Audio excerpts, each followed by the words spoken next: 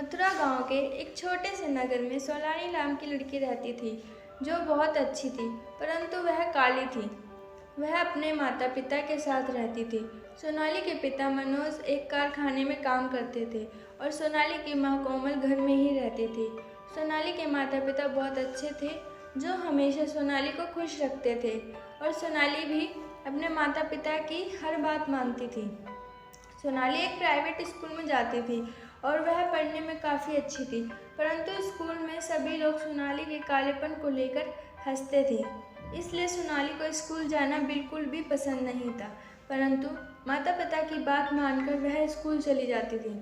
एक दिन सोनाली स्कूल जाने के लिए तैयार होती है और अपने पिता मनोज के पास जाती है और अपने पिताजी से कहती है, पिताजी, सर्दियाँ आ गई हैं, ज़्यादा सर्दी आने से पहले मुझे घूमने जाना है। मेरी सारी सहेलियाँ भी अपने अपने माता पिता के साथ घूमने गई हैं, मुझे भी जाना है। मनोज, हाँ बेटा, क्यों नहीं, हम लोग कल चलेंगे घूमने, आज तुम स्कूल जाओ। पिता की बात सुनकर सोनाली बहुत खुश हो जाती है और खुशी के मारे कूदने लगती है। उसके बाद वह खुशी खुशी स्कूल चली जाती है। जब स्कूल पहुँचती है तो उसकी क्लास के सारे बच्चे उसको देखकर उसको काली काली कहकर चिढ़ाने लगते हैं और उसमें से एक लड़की कहती है, यह इतनी काली है कि अंधेरे में तो बिल्कुल भी नज़र ही नहीं आएगी। उस लड़की की बात सुनकर क्लास के सारे बच्चे उस पर जोर जोर से हंसने लग जाते हैं।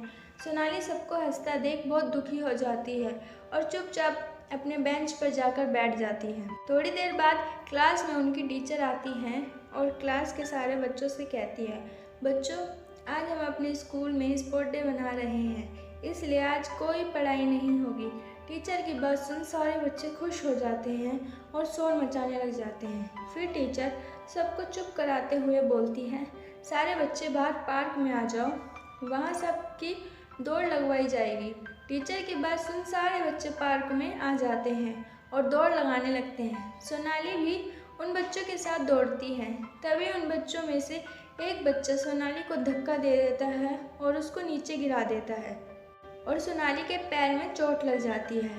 फिर भी क्लास के बच्चे उसको नीचे गिरा देख उस पर हंसते हैं, परंतु सोनाली दर्द के मारे रो रही थी और अब तो वह चल भी नहीं पा रही थी। थोड़ी देर बाद सोनाली लंगड़ाती लंगड़ाती अपने घर पर पहुंचती है। सोनाली की माँ सोनाली को ऐसा देख उससे पूछती है, सोनाली, ये क्या हुआ, तुम्हारे पैर में चोट कैसे लग गई? माँ की बात सुनकर सोनाली माँ को बताती है, माँ, क्लास के एक बच्चे ने मुझे धक्का देकर नीचे गिरा दिया था और मेरे पैर में चोट लग गई थी, मुझसे तो चला भी नहीं जा रहा। सोनाली की बात सुनकर उसकी माँ उसके पैर पर दवाई लगा देती है और फिर सोनाली कमरे में जाकर आराम करती है। उसके थोड़ी देर बाद ही उसके पिताजी आ जाते हैं। मनोज देखते हैं कि आज सोनाली आई नहीं, वरना रोज मेरे घर आते ही पापा पापा कहकर मेरे पास आ जाती थी। तभी वह अपनी पत्नी कोमल से सोनाली के बारे में पूछते हैं। कोमल बताती है कि आज उसके पैर में चोट लग गई है, इसलिए वह अपने कमरे में आराम कर रही है। कोमल की बात सुनकर मनोज सोनाली के पास जाता है और उससे कहता है, बेटा, तुम्हारे पैर में चोट लग गई है, तुम्हारी माँ ने मुझे बताया। अब हम घूमने नहीं जाएंगे, कभी और चलेंगे, पहले तुम ठीक हो जाओ।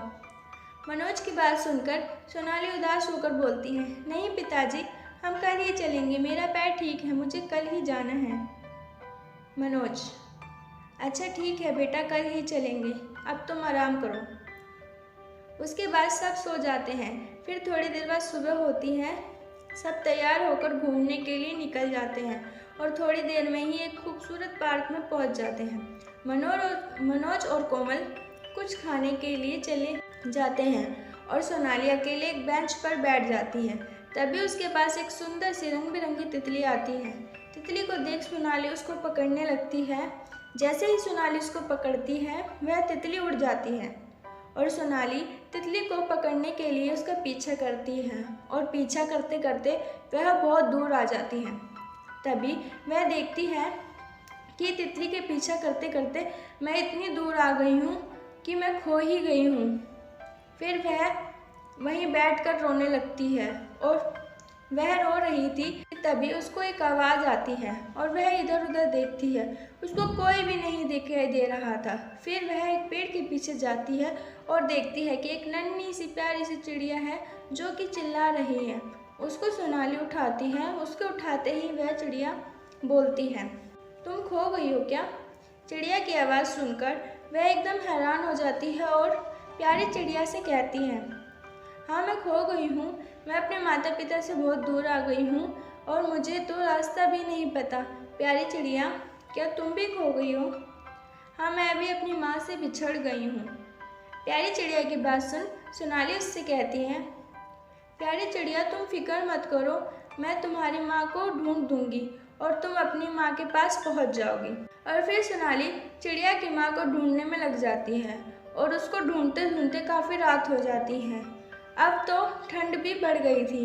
अब सोनाली को बहुत ठंड लग रही थी और वह ठंड के कारण चल भी नहीं पा रही थी और उसके पैर में भी बहुत दर्द हो रहा था।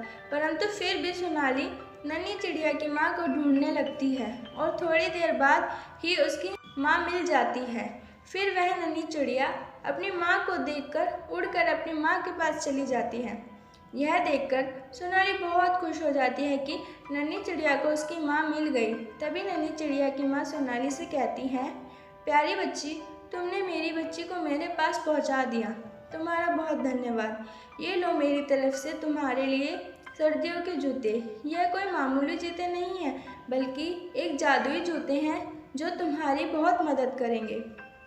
चिड़िया की बात सुनकर सोनाली बहुत खुश हो जाती है और वह उन जूतों को पहन लेती है। उसके जूते पहनते ही उसके पैर की चोट ठीक हो जाती है और वह बहुत सुंदर भी हो जाती है और अब तो उसको सर्दी भी नहीं लग रही थी।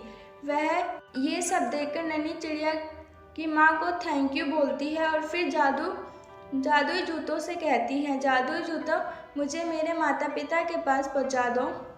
जादुई जूते उसके माता पिता के पास पहुंचा देते हैं। सोनाली के माता पिता सोनाली को देख बहुत खुश हो जाते हैं। वह सोनाली से पूछते हैं। तब सोनाली अपने माता पिता को सारी बात बता देती है और फिर उसके माता पिता मन ही मन उस चिड़िया का धन्यवाद करते हैं और सब सो जाते हैं। फिर सुबह होती है, सोनाली स्कूल जाती है। उसको देखकर सभी बच्चे हैरान हो जाते हैं क्योंकि वह गोरी और बहुत सुंदर हो गई थी। सोनाली बहुत खुश थी कि अब उसको कोई भी नहीं चिढ़ाता, ना ही उसके ऊपर हंसते थे। वह अब सबके साथ हंसी खुशी रहने लग गई थी। देखा दोस्तों, इसलिए कहते हैं हमेशा सबकी मदद करनी चाहिए क्योंकि मदद करने का फल हमेशा अच्छा ही होता है।